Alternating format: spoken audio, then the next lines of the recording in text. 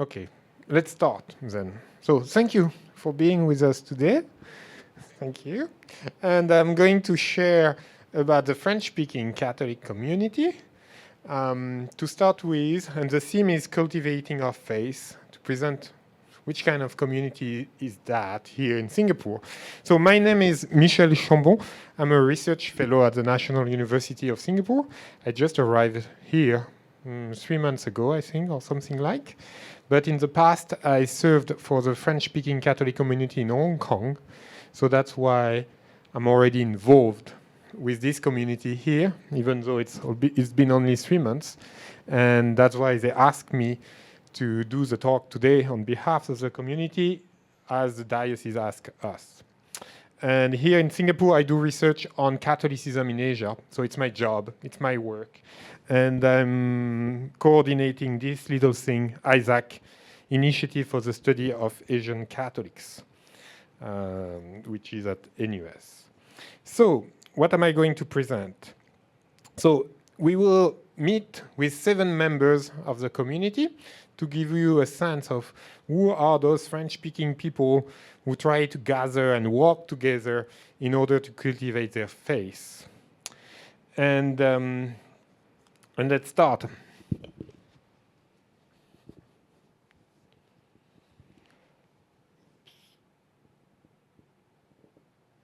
So let's start with the first short interview, hoping it works. Hi, Dylan. Good evening. Thank you very much for being with us. Well, So could you tell us how long you've been in Singapore? you don't see it, correct? I don't know why.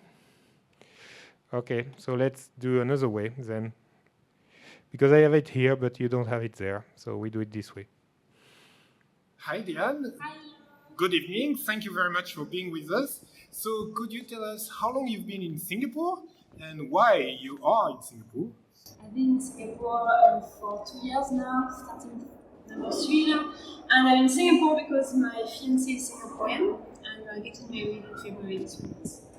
Great. So how are you related or engaged with the French-speaking Catholic community here in Singapore?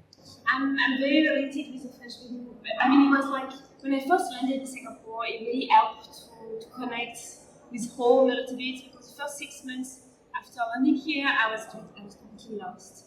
It's a new culture, new continent, everything new, and it helped me to reconnect with home, with what I was missing from France, and especially because Father Patrick at the time, I knew very well Father Patrick because I'm from Angers, the hometown of the previous priest, so it was really nice to connect with him. And yeah, I do the scouts, I love helping singing, worship, yeah, a lot of the last 2 years, a lot of important moments have been helping me to settle in Singapore with the French Catholic community. Thank you very much. Bye. Most welcome. Sorry for the poor sound. Didn't work well. So, you were able to hear most of her presentation? So she's been here for 3 years, and she came to Singapore because her boyfriend is Singaporean. So indeed, in Singapore, you have about 15,000 French people, and often we have the idea that they're just here for business. Well, this case is a counterexample that they're here to engage with local people. So one of these ways to engage is business, but there are other kind of business than just the money one. And indeed, the people of this community are all in this tension of being here and belonging here and not really belonging here. So we're in this kind of in-between situation, or here and not here, but still here, and not just in this kind of global financial world. And so Diane is an example of that. And it's important for her to connect with this French-speaking Catholic community in order to deal with this tension of being here and not fully belonging here. And yet, her partner is Singaporean. So let's have another testimony to grasp, to get a better sense of who those people are.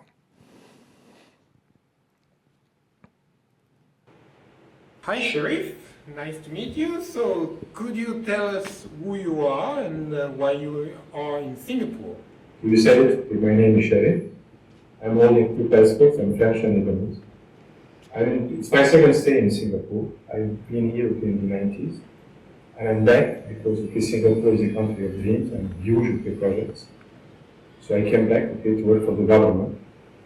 So in the years to come, I'll be setting the smart grid of Singapore to welcome the electric vehicle. So this is the first reason why I'm here. The second reason is that since the 90s, I kept a lot of Singaporean friends. In fact, Singapore indeed is one of the few countries where I could keep friends for so long time. So that's why I'm back. Thank you. So, I understand that you are connected with the French-speaking Catholic community. So, could you tell us how you got in touch with this community and what does it represent to you? The French community is very well organized in Singapore. That means when you are here, very quickly you're welcome, you're identified and welcome.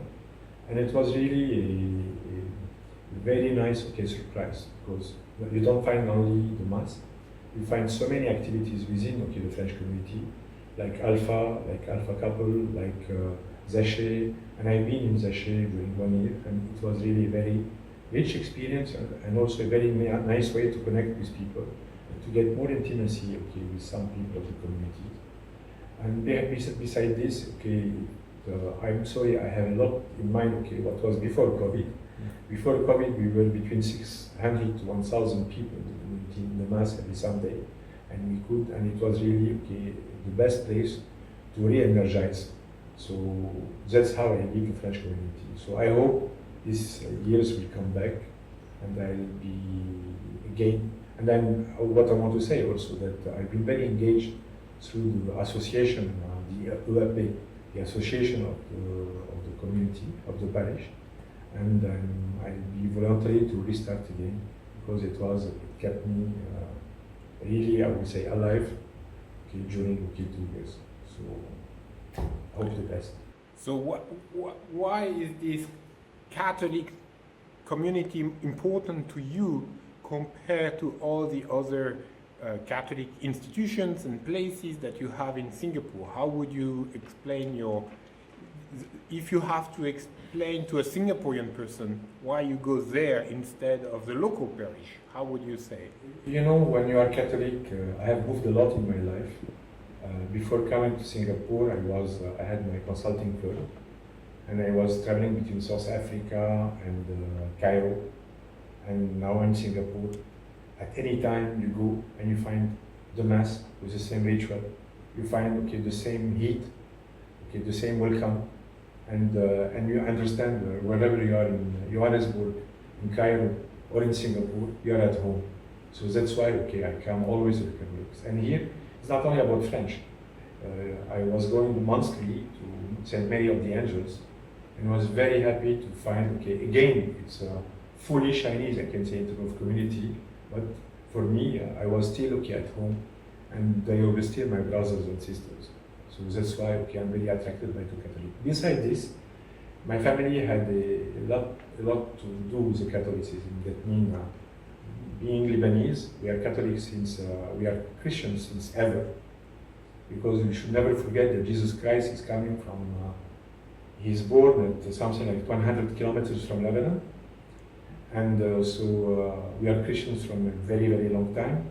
And beside this, my family was very involved with the Catholic Church. I have many people of my family who have been priests, bishops, religious, and so on, and still now.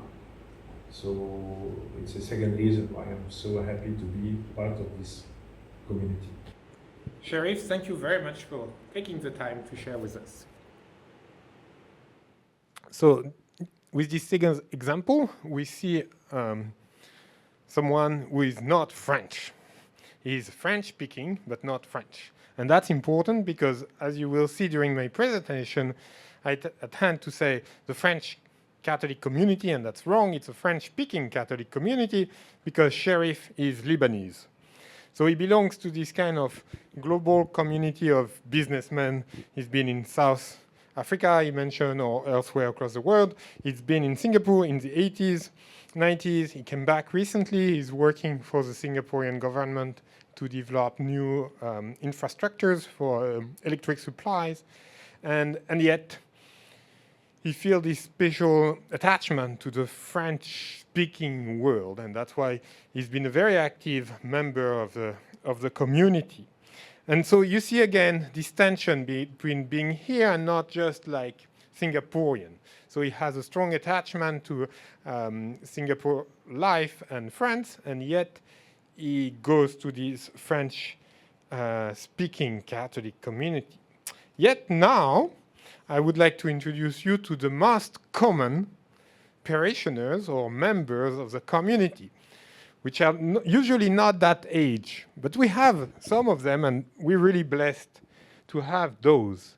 So this time, it's a couple, Mélanie and Grégoire. Hello everyone, so we are Mélanie and Grégoire. We received a question from Michel, so thank you. We will take it one after another to introduce ourselves and reply. So first, who are we? So we are a French family of four, Mélanie, Grégoire and our two kids, Anatole and Palmyre. We arrived in Singapore in 2017 from Paris. So we've been here for 4 years and a half now. We arrived at 2, now we are 4. And so why did we first came in Singapore? Yeah, so we came for work. Both of us found a great opportunity in Singapore. Why do you come to the French community church? Yeah, I must say very soon after we arrived in Singapore, we found this French Catholic community, and we really felt like home, and it has become a part of our weekly key highlights to go to the church every Sunday. And then week after week, we became to know more and more people and to feel more and more welcomed. And really now it's a key pillar of our life in Singapore. And maybe I will take the last one, which is which type of service do you do there? So we first came there to use the services that were given to the community, and after a while we wanted to enter and to give back as well and take part into everything that was proposed.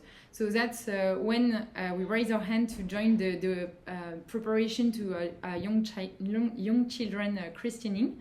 So we first were members of this group, and now we are in charge of the group. So basically, we take care of the preparation of all the couples that want to have their children baptized, children that are below 3 years old. So it has been an incredible journey. I would say that it gave us the opportunity to meet so many people that we wouldn't have met from anywhere else. And it's also, I would say, gave us the feeling that we have our part to play. And we are very fulfilled with this engagement. Thank you. Bye-bye. Bye.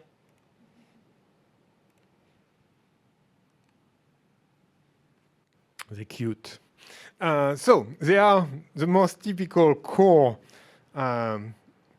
example of members you have in the community. So just before, we saw two types of a young person coming to France, from France because of a Singaporean boyfriend, and someone belonging to a more international life who is here speaking French. So we have all kinds of people coming to the French-speaking Catholic community, but most of the members, if we can call them members, are those kind of family. Sometimes very young, sometimes a little less, but usually parents, couple coming directly from France to work here, and they have kids. And I'm exactly in this case. I'm like, I want my daughter to speak French. I don't want her to lose this background. So how can I get that without paying 10,000 for whatever French-speaking activity? And so the French-speaking Catholic community is one of those places where we can gather and meet with other people. And of course, we share the Christian faith. But you see, in Singapore, we have about 1,000 of French-speaking people coming to the community when you have only 15,000 French people. So this means that the proportion of practicing French people here is way higher than what you have in France. Because in France, it's 1%, where here it's 1 for 15. So we come for all kinds of reasons, and especially families come to the French-speaking Catholic community. And when we come, well, we find each other. That's all. There is no structure. There is no building. There is no parish. We just find other French-speaking people. And so if we want something, we have to bring something. So that's the case. How many babies they got since they're here? 2. So of course they were like, well, we would like to get them baptized because we are French people. That's it. That's very typical. We are French, so we think that it's better to baptize our children when they're very young. And so that's usually one of the first steps that brings you to the French-speaking Catholic community. And they were surprised by the way that they were helped to prepare the baptism. And since there are always people leaving, we always say, hey, would you like to help? Because there are other people coming asking for preparation for baptism. And so those people, this couple, after a few years, like after 2 years, they became in charge of the preparation for baptism. Because that's one of the main service we provide is helping people to prepare for sacraments, because sometimes, especially for baptism, people will prepare here in Singapore because they have time, and then they will perform the sacrament, not always, but often, except during COVID, in France. But in France, before accepting to perform the baptism, they say, where have you been prepared? So that's why we do it here, and we need all support, all network, and we all help each other. So. Is that clear? So, and that's an example of all kinds of people. So you see here Melanie and Grégoire, but here you have all kinds of people helping with one service or the other. So in terms of service, we have at least 4 different sections. So liturgy, because we try to have Mass, at least in French, and that requires preparation. Therefore, that requires people to make sure that it works. Then we have what we call the all adult sectors. So all kinds of activities designed to help adults to cultivate their faith. So you heard earlier Sheriff talking about Zaché or Alpha, but we have also a group of mother, prayers of the mother. I forgot the English term. Mother's prayer. And we have a group of young professionals. We have a group for the rosary, adoration, and so on. It depends on whatever interest people have. You organize it, but it's for all. So it's an open space. And we have also for youth. So for instance, in my case, I'm helping with 12 years. I have a small group of 4. Hi, Sheriff. Nice to meet you. So could you tell us who you are and why you are in Singapore? You said it. Okay, my name is Sheriff. I'm holding 2 passports. I'm French and Lebanese. It's my second stay in Singapore. I've been here in the 90s. And I'm back because Singapore is a country of dreams and huge projects. So I came back to work for the government. So in the years to come, I'll be setting the smart grid of Singapore to welcome the electric vehicle. So this is the first reason why I'm here. The second reason is that since the 90s, I kept a lot of Singaporean friends. In fact, Singapore indeed is one of the few countries where I could keep friends for so long time. So that's why I'm back. Thank you. So I understand that you are connected with the French-speaking Catholic community. So could you tell us how you got in touch with this community and what does it represent to you?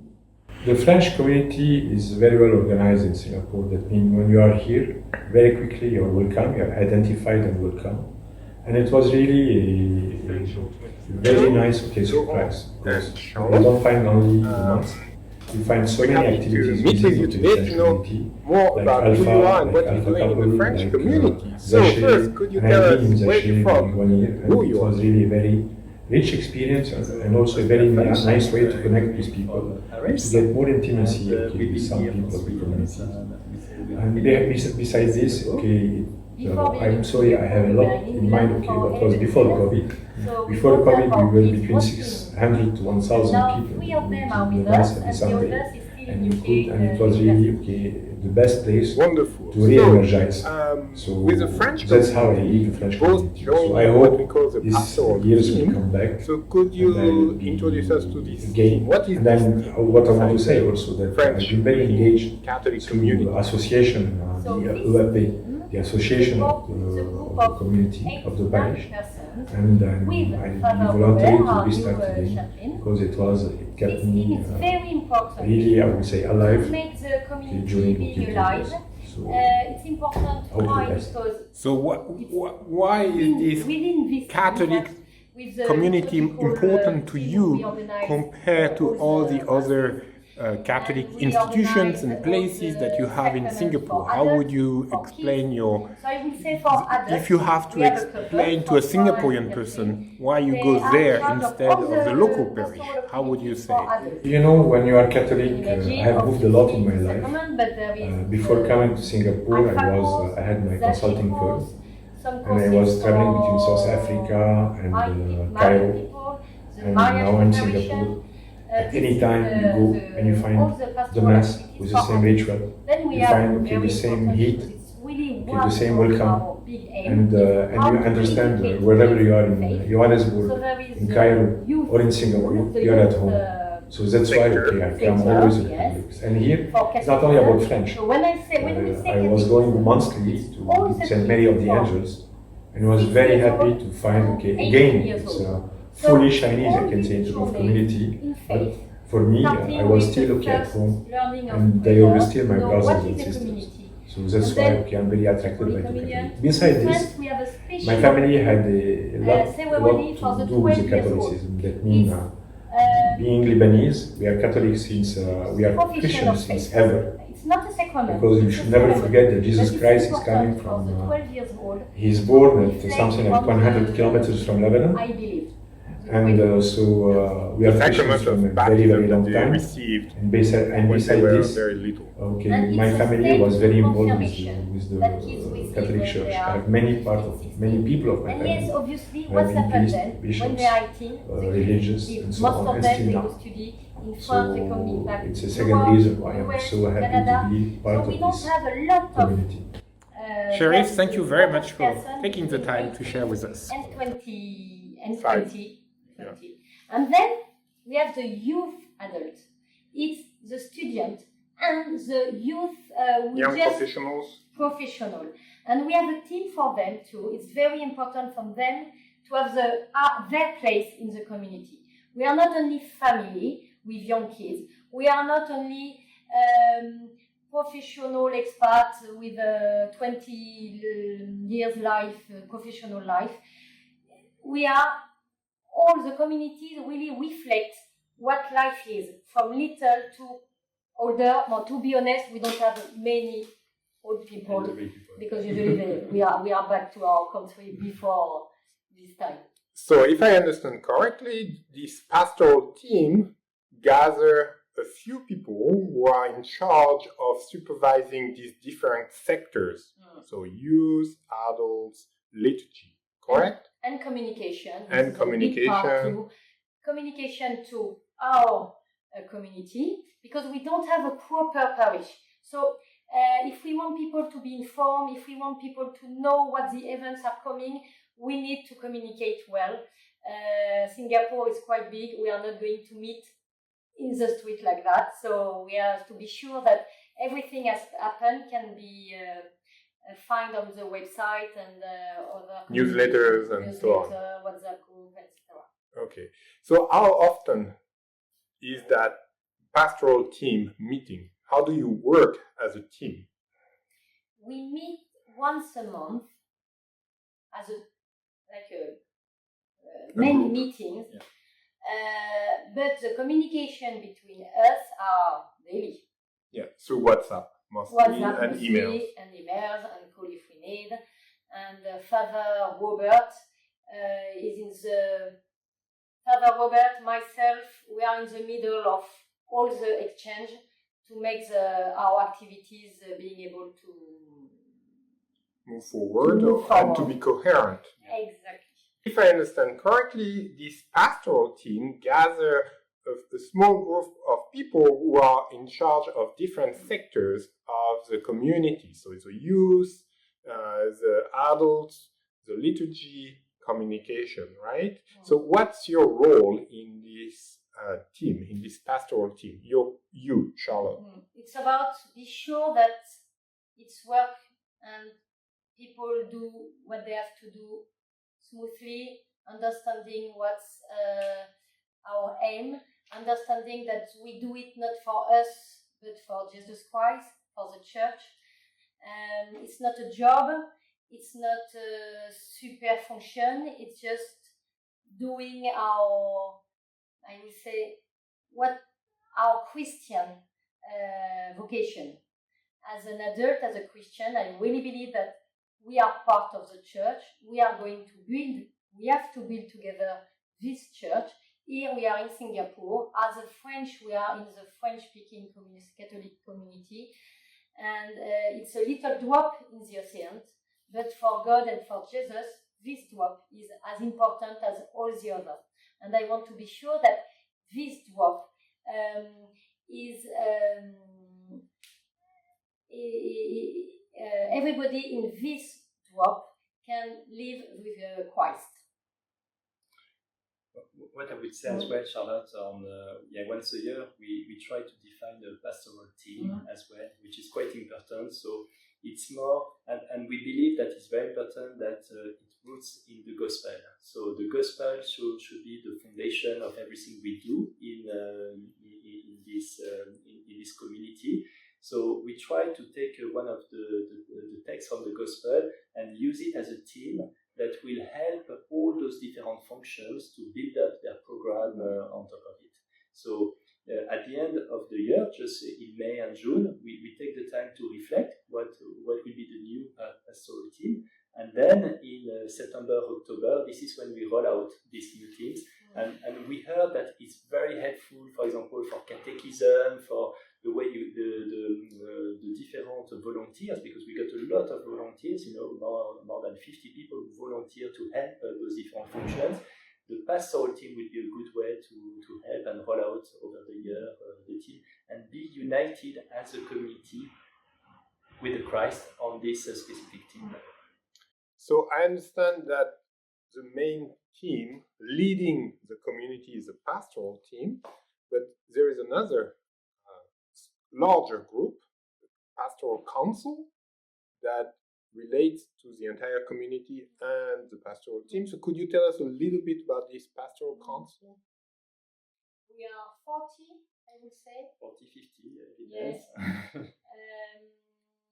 40 different persons from the community, from the one who leads the choir, to the one who manages the flower decoration at the chapel, to the preparation baptism for little kids, to the financial committee. We all gather. There is anyone who has a responsibility has a place in this pastoral council. Exact. It's very important because they all together we reflect the pastoral activity. What is a community? If we want to be honest, to have a good view of the community, it is to be able to look at each other. Because if you have kids, you enter in the community with the catechism. If you are a young professional, you enter the community with the young professional group. If you are you can imagine all the situation. We have to be sure that our community is open enough to all the situation. It's not about all the council. It's not about having a degree on theology, a degree on a managerial situation, a degree of whatever. It's about what do I do for church? Why do I hear from the people I meet? Because Jesus Christ is in our life, but in our daily life, is even in our professional life, is not only in the community. So we have to be sure that we've got ears to listen what's happened outside of the community, and the Pastoral Council is here to reflect of what we heard and what we can do. It's more the French speaking, so we like to say it's not just the French, it's the French speaking Yes. community, so it's a bit more broader, so you will get people from Lebanon, Canada, Belgium, Switzerland. So Yeah. it's very broad. Yeah, we got French, but it's Yeah. the It's French-speaking community. Right, correct. So, and this Pastoral Council meets twice a year, yes. correct? Twice While a the year. pastoral team meets once a month. Yes. But with a lot of many links, I will say. We see a lot each other by team, depending the project, but twice a year all together. And this year we got a special team from the Gospel of Cana, on John chapter 2:5, when the Virgin Mary said, "Do whatever He tells you." Thank you very much, Laurent and Charlotte, and see you soon. So, have you been able to identify the secret of the French-speaking Catholic community? What is our secret? No, you have it here too in the diocese. Well, the secret of the French-speaking Catholic community is that our pastor is a woman. Don't say it to anyone, but that's true. The person who is in charge of the pastoral direction of the community is a woman. It's a lay woman. It's Charlotte. She has a full-time job, so she's super busy. But usually, once every 3, 4, 5 years, it depends, we try to select among us someone who has a special sense. It requires very specific skills of visions, of a deep spirituality, of a sense of service and care. And she's the one who kind of have a broader view. So she's indeed enacting the pastoral leadership of the community. And that's pretty unusual. I know it's a taboo in the Catholic Church to say that our pastor is a lay woman, but indeed, in fact, it is the truth. I have a degree in theology, so I dare to, it's my job as a theologian to put words on what the church does, even though sometimes the church doesn't dare to say it, to speak it, to spell it. But indeed, the French Catholic community, the pastor is a woman. So, after all those people, there is still one missing. Who is missing here that we haven't met yet? Come on, you good Catholic. You should be shocked that the pastor is a woman. Who is missing? Yeah, the chaplain, the priest. And it's very important because, of course, I'm teasing you, I'm provoking you. But we need to meet a last one who is crucial to understand how things work. Hello, Father Robert. You are the new priest in charge of the French community. How are you doing today? I'm very fine, thank you, and I'm very pleased to be here with you. So, could you tell us more about yourself? Where are you from? So, I come from France, and especially the west part of France called Brittany. And I'm a diocesan priest in the Diocese of Vannes. This is a very famous diocese because we have some shrine where we could pray St. Anne, Mary's mother. And I was ordained in these places. So this is my diocese, this is the place where I come from. And I love a lot this place. It's a very, very strong place because in your faith you could experiment your faith with a great pleasure and also being yourself and helping also the other person around you. So this is a place where I come from. So I understand that you arrived to Singapore a few weeks ago. And could you tell us a little bit more about why are you here in Singapore? Oh, this is a quite long story, but I'm very pleased because, you know, many years ago, I've asked my bishop to serve as priest fidei donum outside of France, of course. And he said, no, you're too young, actually, you have to wait. And then after a long time, he said, no, you could do it. And so when he said you could do, I gave you the permission to do it. He said, go directly to the Bishops' Conference in Paris, ask them, and they will send you in some places in the world.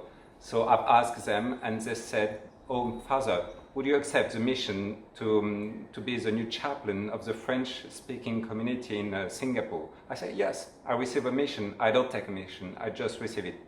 So this is the way from Brittany to Singapore. So, even though you just arrived a few weeks ago, could you tell us a bit about how do you see your role, your position in relation to this French-speaking Catholic community here in Singapore? My mission is first to serve as priest, because a priest has to be an example, like following the example of Jesus Christ. So as he was serving everyone, I'm here to serve the French-speaking community, but also not especially them, everyone of course. So my mission is to serve this community in celebrating the different offices like the masses, being with the person who are doing catechism, with the person who are in a different movement in the French-speaking community. So I'm not here to manage a community, because I'm not the manager, I'm a priest, I'm not a manager. And as priest, I'm here to help everyone to reach their destiny, means to be with God. So by different way, I could help them in any sense.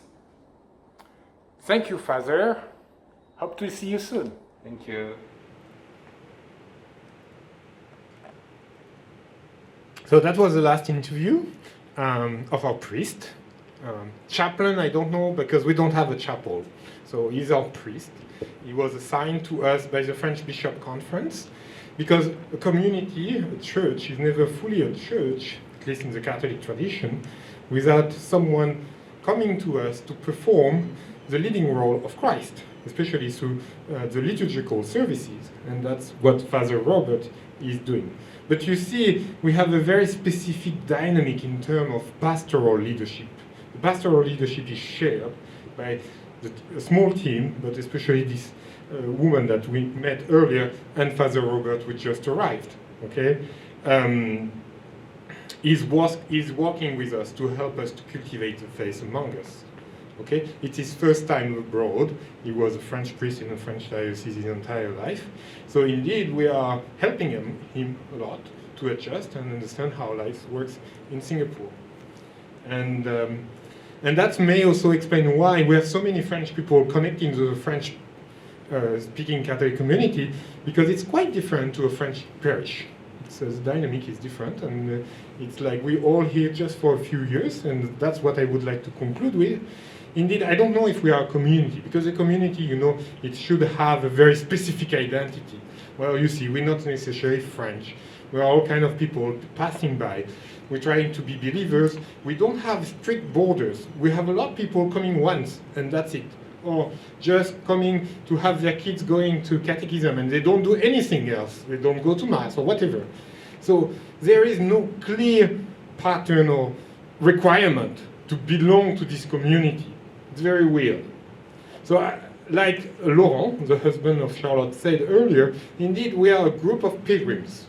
We are passing by here in Singapore, and we are trying to support each other to cultivate the faith in whatever conditions, living condition today. So before we move to the questions, if you have a few questions, I want to thank our diocese for hosting us, first of all, and allowing us to be pilgrims here in Singapore, and for giving us a chance to share with you today. Thank you. Any question? Was the community here petition the bishop in France to send a priest over? Yes. Okay. Yes. And that's a situation in many parts of Asia, Hong Kong or elsewhere. And in the past, until Vatican II, you had a lot of French missionaries, all kind of congregations all around the world. So, and the Mass was in Latin. So you always have a French community, but not necessarily a French-speaking Catholic community. But today, So we don't just rely on local missionaries because there are less and less. And when the community is large enough, we try to petition the French bishops and say, hey, help us.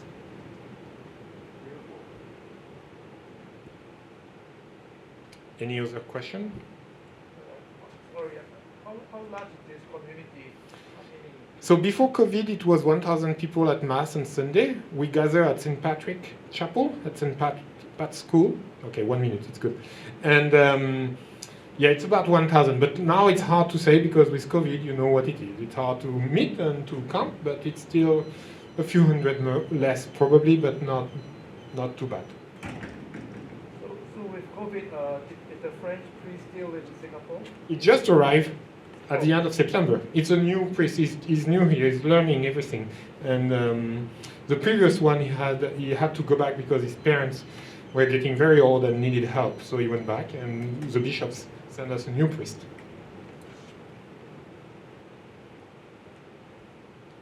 I think we're good. Thanks again. Thank you.